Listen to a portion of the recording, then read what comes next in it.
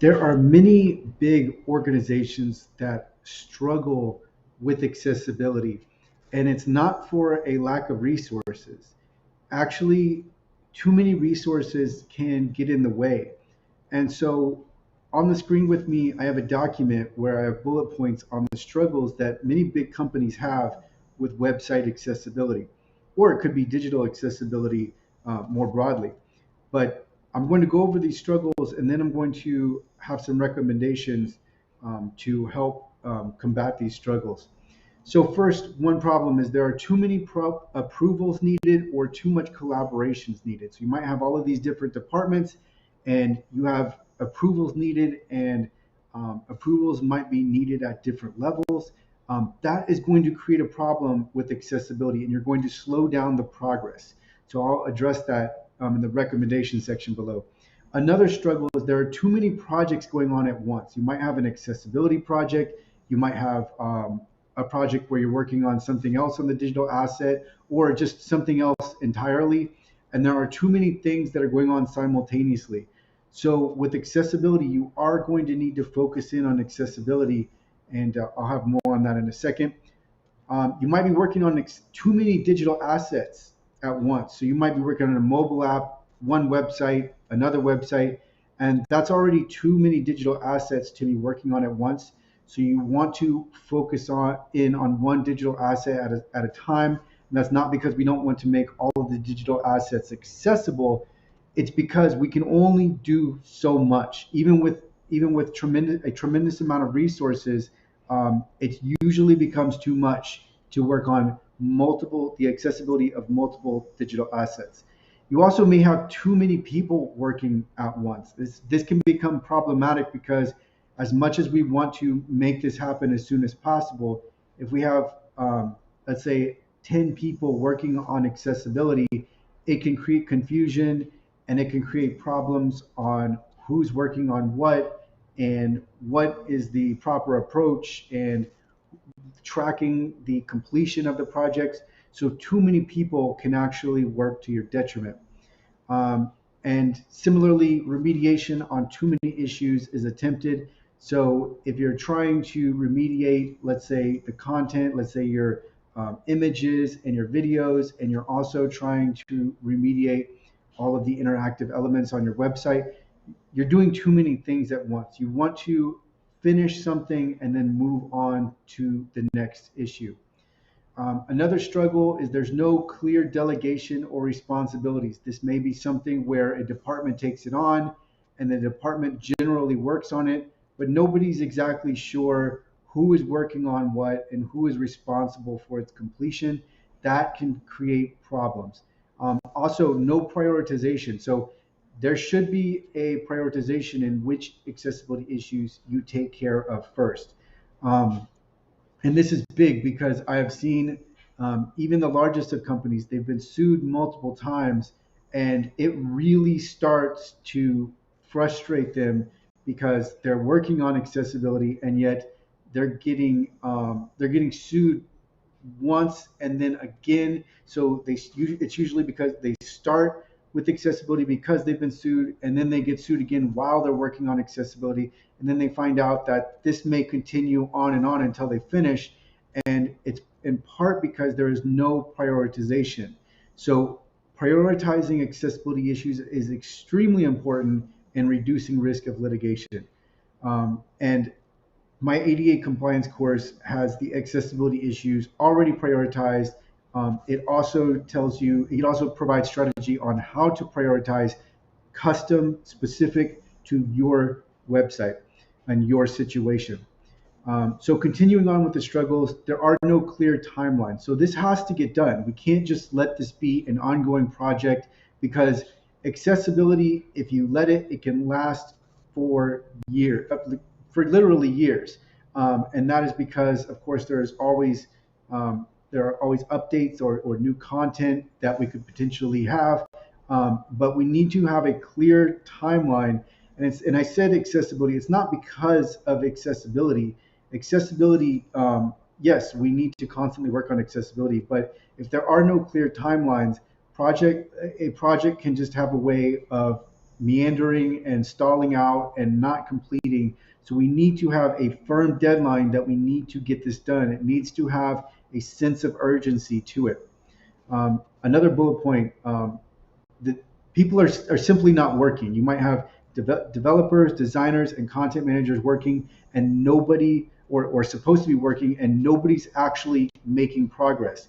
And this can be in part because of some of the other bullet points I've talked about. So if there are too many approvals needed, then we get into a point where we are looking at a funhouse of mirrors where we're never quite sure when something's done, when we push the edits we've made to publish, when who needs to finally review something, and then that can cause let's say a designer to stop working and wait, and while they're waiting they're not working on anything because they need approval to continue on, and so on. And so, but sometimes it's just a lack of working at all. So some people are just not making any progress, and we need to make sure that progress is being made every day. So that's also been a problem. And then if you have a website that is undergoing other updates, it's restructuring, someone is changing code, someone new content is being added, that is going to make it extremely difficult to implement accessibility because we're never quite sure when anything is done because everything is changing. So think of it like a house. Like if you're constantly remodeling the house, then you can never quite be sure if everything is being done correctly because everything is changing as it's being done. So that's not the perfect analogy, but the idea here is that if your website is constantly changing, then the audit that you're working from is going to lose its freshness because the audit was performed for your website as it was. And if you have changed your website, then there might be accessibility issues being introduced. So this is why you want to invest in accessibility and make it a part of your process rather than something that you are reacting to. So initially you will be reacting to accessibility, but after that, you should start investing in accessibility and incorporating it into your progress so that each of all of your web personnel or all of your digital personnel is familiar with accessibility and is working accessibility into whatever they are creating. So, what are some recommendations? Well, many of them are common sense because I've gone over the struggles. First, I would work on one digital asset at a time. Unless you have this really, you have a very large team, I would stick to one digital asset at a time, and you can prioritize among digital assets. So, I would prioritize website because that's where most litigation is happening, is with website accessibility. You also want to have a clear timeline to complete issues. This needs to be a firm timeline and not one that can continually be moved back. If you have a clear timeline, that is going to help advance things, and that's going to give everyone a sense of understanding of what can, when can we expect this accessibility project to be done so that we can start continuing on with other work. You also want to have a core group, and on the document I have 3 to 4 people working on accessibility. Maybe your core group is slightly larger. I wouldn't have it too large because if you have it too large, there's just too many people working, and then there needs to be significant coordination within the group. I would also assign one coordinator who has pre-approval to implement changes. And so one thing that's important to know is that accessibility will not affect too many things. There may be some things that will be affected. So it could be your brand colors if you are going to change for color contrast, potentially. It could be the alternative text that's assigned to images. It could be links that are available or are not or are removed. Right? So those are things that you would want to have your coordinator go over with the respective people that need to know about that ahead of time. But the coordinator should have authority. And if nothing else, I wouldn't worry too much about messing up. I would more worry about not doing anything. So if something needs to be undone later, that can be undone. Accessibility is not going to be this major overhaul unless you have a wholly inaccessible experience as it is, and in which case an overhaul would be called for anyways. But these are all things that you can organize ahead of time with a coordinator. But eventually, you do want to have one coordinator in charge of a small group of people, and that coordinator needs to have pre approval to make changes. Otherwise, this will be an extremely slow process. You also want to have sole focus on one project for this group. So other people are obviously going to have other projects they're working on, but I'm talking about more broadly. Let's say your team is smaller, only work on accessibility. Do not try to work on other projects, because then you're just going to slow down the process. With accessibility, this is something you want to be done as soon as possible. So you want to expedite accessibility and make sure you have integrated it in, you have made your website accessible before moving on to other projects. So for example, another project could be increasing conversions on the website.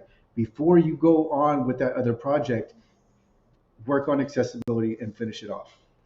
Um, Within the team, each person should be working on one accessibility issue at a time, and the accessibility issues should be pre-prioritized so that they don't have to choose from a stew of different accessibility issues. Rather, everything is laid out for them so that they can begin work and start to check off different accessibility issues. And there should be reports on progress from each accessibility team member to ensure that things are moving along and that the deadline will be met. We cannot get caught in this area where it's just unsure what everyone is doing, where they're going, why they're halted, while they're paused on something. We don't want to have any of those situations where um, work has stopped because of for another reason, and nothing is continuing on. We need to take a regimented approach to this and move forward day by day. There should be significant progress day by day, because if you do that, you should, if you have the resources to have 3 to 4 people working on accessibility, then for a single website, this can be a week-long project. It just depends on how much content you have, right? Content will slow you down because accessibility for content can involve a lot of manual work. But that's something where if someone is working on, let's say, alternative text, they can recruit a subset of people to help them with alternative text. But this should not take months. This at most should take 3 weeks if you're on a single website. So keep that in mind and make sure that there is significant progress each and every day.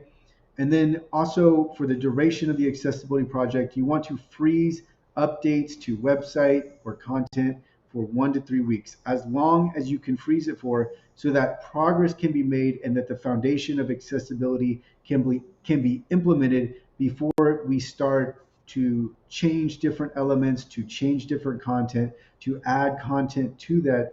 And then what we also want to do, what is not on this document, is you want to invest in accessibility so that your team is more familiar. So anybody that is changing code, anybody that is editing code, anybody that is changing content, updating content, adding content, etc., any of the people, any of the personnel, the digital personnel that are responsible for making updates or adding content, you want to make sure that they are familiar with accessibility and that they start to learn accessibility, and eventually that they become their own mini accessibility expert, at the very least, for what they are responsible for. And if you do that, then we won't have to have this larger endeavor each time for accessibility. It will become easier and smaller, and the cost will decrease because we will not be going back and changing what we've already done.